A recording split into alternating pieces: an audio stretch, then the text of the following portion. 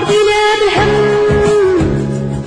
أرضينا بالهم يا يما والهمة طبينا أرضينا بالظلم يا يما سكتنا وسكينا عينينا أرضينا بالهم وأرضينا بالهم.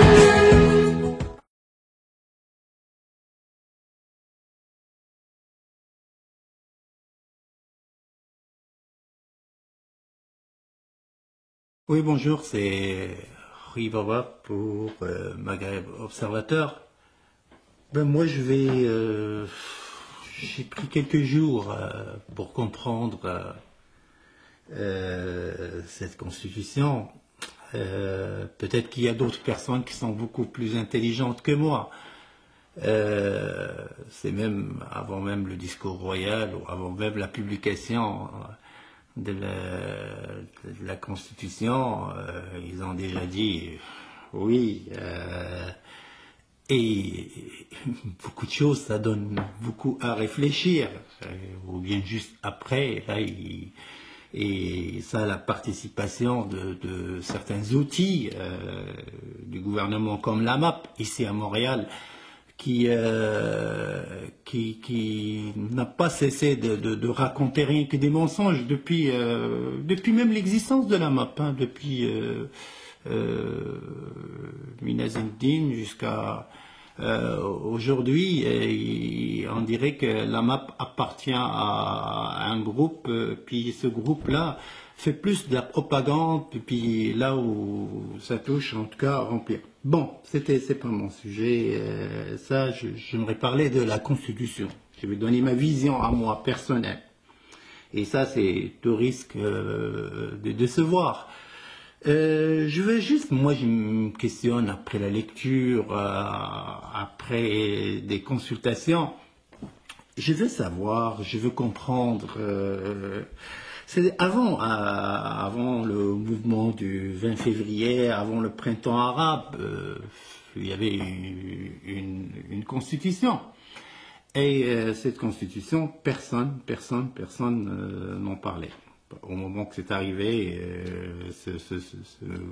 le mouvement du 20 février, au moment où est arrivé ce printemps arabe, là on commence à bouger, puis là on commence à dire, ben voilà, ce qu'il faut changer, c'est la Constitution. Est-ce que le peuple marocain vraiment est arrivé à ce stade-là? Est-ce que c'est vraiment cette Constitution ou bien les joueurs à l'intérieur de cette Constitution, soit l'ancienne, soit la prochaine, qui dérangent? Moi, personnellement, je vois que c'est un détournement du problème. Le peuple a besoin plutôt d'augmenter les salaires, peut-être même des policiers, même de tout le monde, pour éliminer cette corruption. Donner de l'emploi, c'est-à-dire donner la dignité au peuple. Il faut qu'ils sentent vraiment que les gens se sentent vraiment qu'ils sont utiles au sein d'abord de leur famille, au sein de tout ce qui est société. Le problème de la santé, et je ne cesse pas de le répéter, c'est le problème. Il faut que les gens sachent où ils peuvent se faire soigner, comment ils vont se faire soigner. C'est arrêter le gaspillage. C'est d'ailleurs ces gens, je vois que soit dans l'ancien, soit dans la prochaine ou quelque chose, les joueurs, les responsables de ce gaspillage, de ces fonds publics, c'est eux qui vont faire partie encore comme des techniciens dans le prochain, c'est-à-dire ils sont toujours là. Éliminer tout court al-hagra. Al-hagra dit un peuple.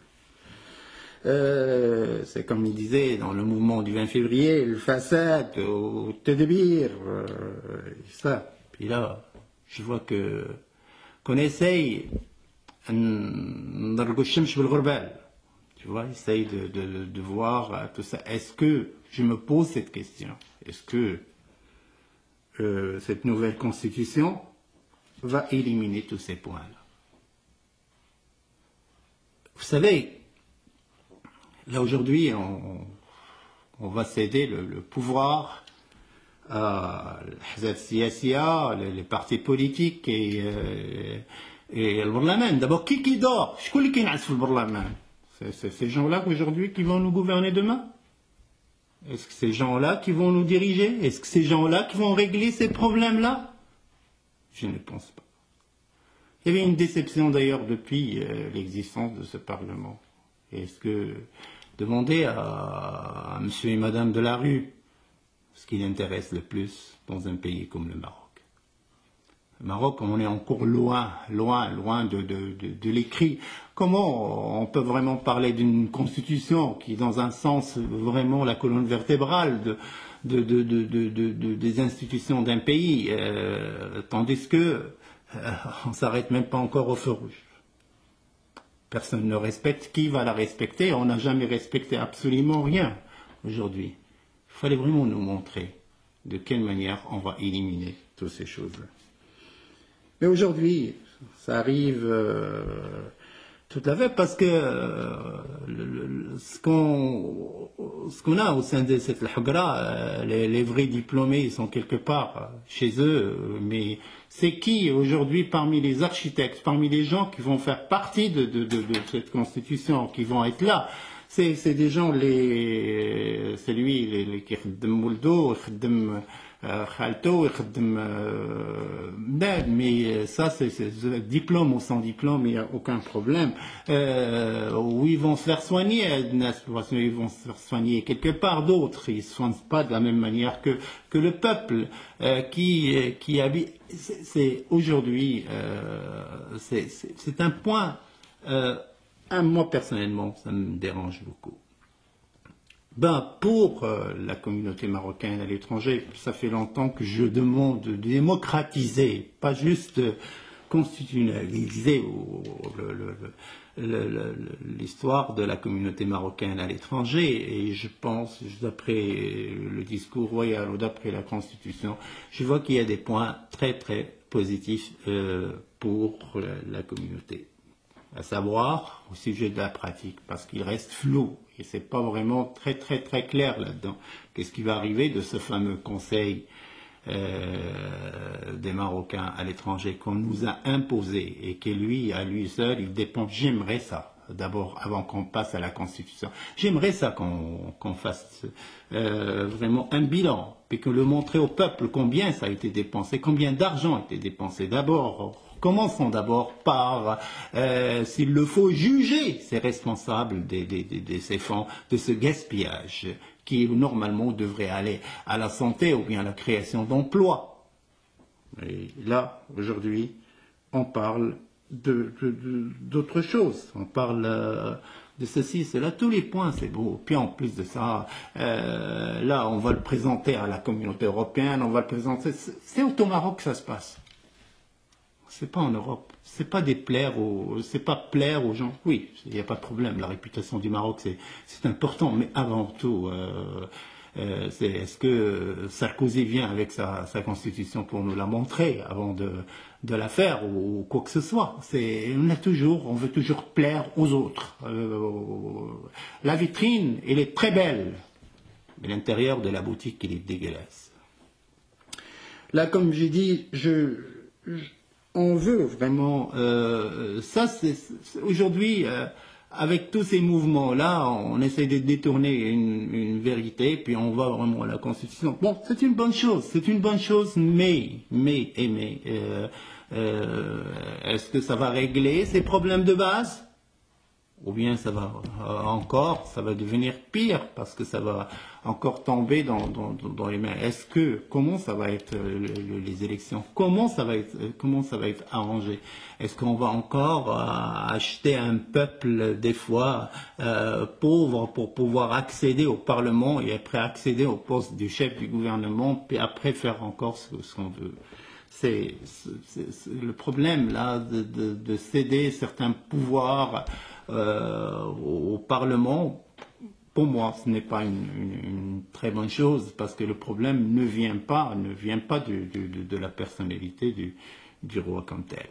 Il vient de certaines personnes qui exécutent et certaines personnes qui travaillent à leur manière et que ça va continuer tant qu'on n'a pas mis vraiment un frein d'une manière ou d'une autre, tant qu'on n'a pas jugé ces gens-là, tant qu'on n'a pas... Oui, aujourd'hui même, en plein Constitution, il y a encore des journalistes qui sont dans des prisons. Là, on a oublié le problème de Nini, Rachid Nini. Aujourd'hui, un an en prison, empêché d'écrire ou quoi que ce soit. Ça fait partie vraiment est-ce qu'aujourd'hui c'est normal que le message n'a pas été écouté et le messager est en prison et ceux qui ont été dénoncés sont aujourd'hui encore libres et puis continuent. C'est-à-dire, ben voilà, tu dénonces, on te met en prison. C'est-à-dire, ne recommence plus. Oui, ça c'est un avertissement à tous les journalistes au Maroc. C'est-à-dire qu'ils ne doivent pas lever le doigt, parce que si tu lèves le doigt, tu finiras comme... Puis il y a d'autres, attention, c'est arrivé à plusieurs d'autres journalistes qu'ils auraient, puis normalement, on a besoin un peu d'étudier ce que ces journalistes disent, on a besoin de prouver à ce journaliste qui a tort, puis d'une manière un peu... ça, puis c'est vrai que c'est le journaliste qui va vraiment faire le travail juste pour nuire à la réputation de quelqu'un ou quoi que ce soit. Bon, il mérite des punitions, mais d'abord il faut le prouver aussi de part et d'autre, parce que on a perdu quand même beaucoup de journalistes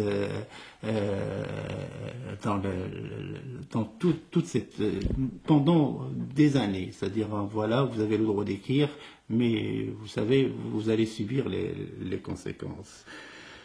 Ben voilà, moi je veux vraiment pour ce vote-là. D'ailleurs, je suis pas d'accord dans ce référendum que certaines personnes qui veulent ce qu'on appelle le Muqata. Je suis pas tout à fait d'accord, parce que sinon, même les gens qui vont voter non ou quoi que ce soit, ça va laisser encore la chance de dire vraiment 95% ont voté oui. Et ça, s'il y a des gens qui sont pas d'accord, ils doivent quand même voter, puis qu'ils se doivent vraiment dire, et c'est cette manière-là qu'on va peut-être montrer. La politique de la chaise vide n'a jamais donné des leçons. Moi personnellement, c'est-à-dire je me garde pour moi ce voter oui ou voter non. Mais par contre, je voterai, malgré que notre consulat ici a fait vraiment tout pour que... C'est-à-dire, moi j'ai reçu des appels des gens de Edmonton qui se trouvent pratiquement à 8 heures de route d'ici, comme des gens de Vancouver, comme des gens de Winnipeg, de Toronto. Comment ces gens-là vont voter? Est-ce qu'on leur a donné des moyens différents, ou bien on va leur donner, là, le consulat à Ottawa ou l'ambassade à Montréal? Et le reste, comment ils vont faire pour voter, pour faire valoir comment ça va se passer pour ces gens-là? C'est-à-dire, bon, au lieu de mettre quelque chose, il y a l'Internet, il y a beaucoup de choses pour pouvoir voter. Mais là, on fait les choses à notre manière dans un consulat qui demeure toujours sans toilette. Hein, vous savez, c'est-à-dire s'il y a la queue, vous allez le faire et après, si vous voulez aller quelque part, vous perdez votre place et vous revenez. Bon, moi, c'est ça mon message. Je dis que le fond du problème du Maroc, c'est pas là, c'est pas dans la Constitution, mais il est là. On va faire avec et je dis la politique de la chaise vide n'a pas sa place, et je répète vraiment que le truc pour la communauté marocaine à l'étranger, c'est déjà un pas important, mais sauf que on aimerait avoir plus d'explications à ce sujet-là. Ben merci, c'était Rui Baba pour le Maghreb Observateur, et à bientôt.